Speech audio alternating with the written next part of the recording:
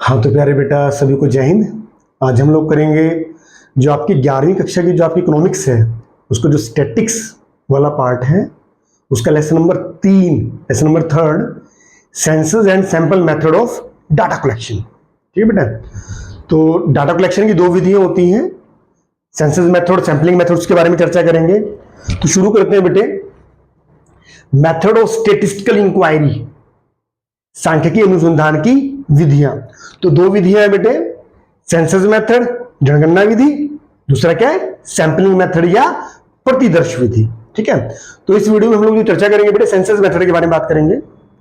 जो sampling method है इसके बारे में चर्चा हम नेक्स्ट वीडियो में करेंगे। तो सबसे पहले बात करते हैं census method, method of complete enumeration. Method of complete enumeration यानी कि पूर्ण गणना की विधि, पूर्ण गणना की विधि। तो सेंसस मेथड क्या होता है या जनगणना विधि क्या होती है? तो जनगणना विधि वह विधि होती है जिसमें समग्र या समूह में शामिल प्रत्येक मद या इकाई के संबंध में आंकड़े इकट्ठा किए जाते हैं और उनके आधार पर निष्कर्ष निकाला जाता है। मतलब जो भी अपने कंक्लूजन निकालना है तो प्रत्येक मद या इकाई के संबंध में आंकड़े इकट्ठा किए जाते हैं। ठीक है मेरे बेटा, उम्मीद आपको समझ में आया होगा।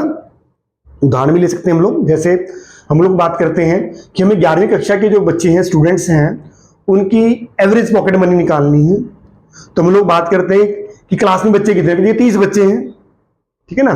तो 30 बच्चे हैं। अब यहां पर आप दोनों मेथड यूज कर सकते हैं, चाहे आप सैंपल मेथड यूज कर लीजिए, चाहे आप सेंसस मेथड यूज कर लीजिए। सैंपलिंग में क्या करते हैं, 30 बच्चे हैं, 30 में से 4, 5, 6 मध्य लॉटरी विधि से किसी मेथड से चुन लेते हैं और उनके आधार पर निष्कर्ष निकालते हैं और पूरे समूह पर लागू कर देते हैं। ये सैंपलिंग मेथड हो जाता है। पर अगर आप सेंसस मेथड यूज करते हैं तो हम लोग क्या करते हैं, 1 से लेकर 30 तक रोल नंबर लिख लेते हैं। ठीक है। और 30 के 30 बच्चों से पूछते हैं, बेटे आपको पॉकेट मनी कितनी मिलती है? ठीक है। उस पॉकेट मनी का जोड़ करके आप लोग 30 से डिवाइड कर देते हैं तो एवरेज पॉकेट मनी आ जाती है। यानी कि आपने सभी इकाइयों को अनुसंधान में शामिल किया है, 30 की 30। तो ये कौन सी विधि है बेटे? ये सेंसस मेथड है या जनगणना विधि है। तो जनगणना विधि क्या होती है? जनगणना विधि वह विधि होती है जिसमें समग्र या समूह में शामिल प्रत्येक इकाई या मद के संबंध में आंकड़े इकट्ठा किए जाते हैं और उनके आधार पर निष्कर्ष निकाला जाता है। ठीक है बेटा, उम्मीद है बेटे समझ में आया होगा। अब इसके बाद बात करेंगे हम लोग सुटेबिलिटी, उपयुक्तता। जो सेंसस मेथड बेटे कहां के लिए उपयुक्त है? कहता है जिनका क्षेत्र सीमित हो, व्हेन एरिया इज लिमिटेड। कहने का अभिप्राय क्या, अगर एरिया सीमित है, लिमिटेड है, तो वहां के लिए जनगणना विधि उपयुक्त रहेगी। क्यों? क्योंकि छोटे क्षेत्र में प्रत्येक मद से या प्रत्येक इकाई से संपर्क स्थापित करना अनुसंधानकर्ता के लिए आसान रहता है। ठीक है। तो एरिया लिमिटेड हो, वहां के लिए सुटेबल है। दूसरा, जिनमें विभिन्न गुणों वाली इकाइयां हो। देखिए बेटे, जिन मदों को आपने अनुसंधान में शामिल किया है, अगर वे आइटम्स या वे इकाइयां विभिन्न गुणों वाली हैं, एक जैसी नहीं है, ठीक है, तो वहां के लिए भी बेटे जनगणना विधि बढ़िया रहेगी, सेंसस मेथड बढ़िया रहेगा। ऐसी अवस्था में आप सैंपलिंग मेथड का यूज नहीं कर पाएंगे। तीसरा क्या है, जिनमें गहन अध्ययन की आवश्यकता हो। बेटे जो भी आप डाटा कलेक्ट करते हैं, अगर आप उन आंकड़ों का गहन अध्ययन करना चाहते हैं तो भी कहीं ना कहीं आपको जनगणना विधि का प्रयोग करना पड़ेगा। ओके। चौथा क्या है बेटे, जिनमें शुद्धता तथा विश्वसनीयता की आवश्यकता हो। देखिए जनगणना विधि द्वारा जो भी रिजल्ट निकाले जाते हैं वो रिलायबल भी होते हैं और एक्यूरेट भी होते हैं। ठीक है। तो अगर आपने जो निष्कर्ष निकालना है, अगर आपको ज्यादा एक्यूरेसी और विश्वसनीयता चाहिए रिजल्ट में, तो कहीं ना कहीं आपको जनगणना विधि का प्रयोग करना चाहिए। उम्मीद है बेटा आपको ये भी समझ में आ गया होगा। इसके बाद हम बात करेंगे मेरिट्स की, गुणों की। जब आप जनगणना विधि का यूज करते हैं, सेंसस मेथड का यूज करते हैं, तो इस मेथड्स के गुण क्या हैं, इस विधि के गुण क्या हैं? सबसे पहले क्या है, विश्वसनीयता और शुद्धता। ठीक है, यानी कि रिलायबिलिटी एंड एक्यूरेसी। कहने का अभिप्राय क्या है, जब भी आप जनगणना विधि यूज करते हैं तो इस विधि में समूह की प्रत्येक मद या इकाई के संबंध में आंकड़े इकट्ठा किए जाते हैं। ठीक है, इसलिए जो भी रिजल्ट डिराइव होगा वो कहीं ना कहीं विश्वसनीय होगा और एक्यूरेट होगा। ठीक है, तो ये इस विधि का गुण है। दूसरा क्या है, पक्षपात की कम संभावना। देखिए इस विधि का एक गुण और है कि इसमें जो पक्षपात की संभावना कम रहती है। कम क्यों रहती है? क्योंकि जब अनुसंधानकर्ता आंकड़े इकट्ठा करने जाता है तो कहीं ना कहीं वो उन मदों को ही शामिल नहीं करता अनुसंधान में जिनको वो उचित समझता है। इसकी वजह उसको जो सभी मद होती है समूह को, सभी को शामिल करना पड़ता है। कहने का अभिप्राय क्या है, अनुसंधानकर्ता की मर्जी इसमें नहीं चलेगी, उसको समूह की प्रत्येक एक के संबंध में आंकड़े इकट्ठा करने पड़ते हैं। इसलिए कहीं ना कहीं इस मेथड से जो भी रिजल्ट आते हैं, इस विधि से जो भी परिणाम आते हैं, उसमें पक्षपात की संभावनाएं भी कम से कम रहती हैं। इसके बाद हम बात करेंगे जो तीसरा पॉइंट क्या है, विस्तृत सूचना। विस्तृत सूचना क्या होगा बेटे, क्या होता है कि जब अनुसंधानकर्ता सूचना इकट्ठा करता है तो केवल एक दो ही सूचनाएं नहीं मिलती, कई प्रकार की सूचनाएं हासिल कर सकते हैं।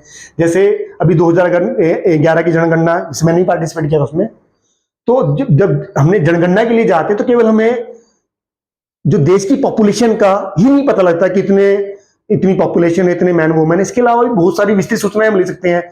जैसे हमें लोगों की एज के बारे में पता लगता है, उनका ऑक्यूपेशन, व्यवसाय के बारे में जानकारी प्राप्त हो जाती है, उनकी इनकम के सोर्सेस के बारे में पता लग जाता है, उनका रिलीजन के बारे में पता लगा पाते हैं, उनकी जाति क्या उसके बारे में पता लग जाता है। ठीक है, कितने बच्चे स्कूल गोइंग है, कितने नहीं है, कितने को रोजगार मिला होगा, कितने बेरोजगार है। कहने का मतलब क्या है, जब आप लोग सेंसस मेथड का यूज करते हैं तो कहीं ना कहीं आपको वास्ट लेवल पे सूचनाएं प्राप्त हो जाती हैं, विस्तृत सूचनाएं मिल जाती हैं इस मेथड के द्वारा।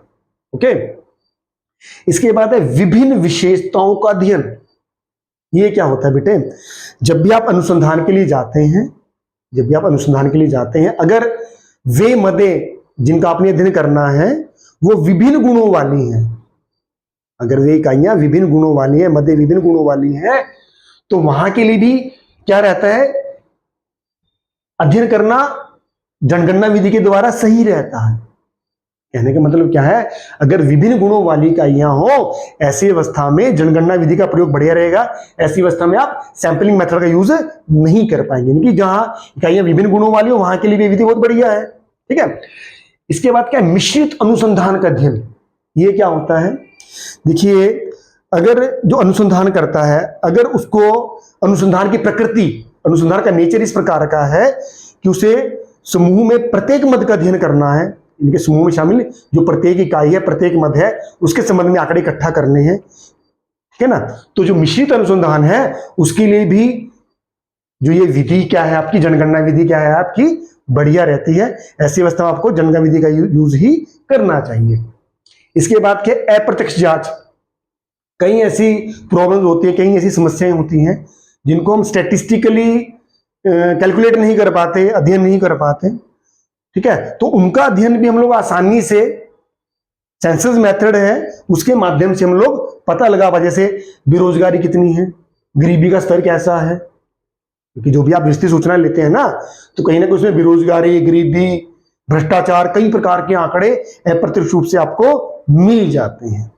ठीक है मेरे बेटा, तो गुण आपको मेरे बेटा समझ में आए होंगे। इसके बाद हम बात करेंगे डिमेरिट्स, अवगुण क्या है इस विधि के। सबसे पहले क्या, खर्चीली विधि।